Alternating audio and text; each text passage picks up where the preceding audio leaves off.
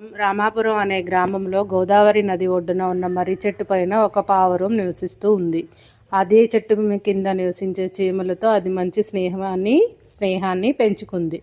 ఒక సంవత్సరం గోదావరి నది వరదలు వచ్చినప్పుడు చీమల కాలనీ మొత్తం కొట్టుకుపోయింది. ఆహారం తీసుకొని ఇంటికి తిరిగి వచ్చిన తల్లి చీమ నీటిలో తేలియాడుతున్న తన పిల్లల్ని చూసి ఏడ్చింది. చీమల బాధను చూసి పావురం ఒక చెట్టుపైకి ఎగిరి ఒక ఆకుని కోసి నీటిలో తేలియాడుతున్న పిల్లల మీద వేసింది. ఆ ఆకుపైకి చీమలు వచ్చి తమ ప్రాణాలను కాపాడుకున్నాయి. కొన్ని రోజుల తర్వాత పక్షులను వేటాడుతున్న వేటగాడు చీమను చూశాడు. చెట్టు కింద ఉన్న పావురాన్ని చూసి వేటగాడు దాని వైపు తన విల్లును గురిపెట్టాడు. చీమ ఎంత పిలిచినా పావురం వినలేదు. చివరికి ప్రాణాల కోసం తీవ్రంగా తహతహలాడుతున్న చీమ వేటగాడి కాలును గట్టిగా కుట్టింది. వేటగాడు నొప్పితో అరిచాడు.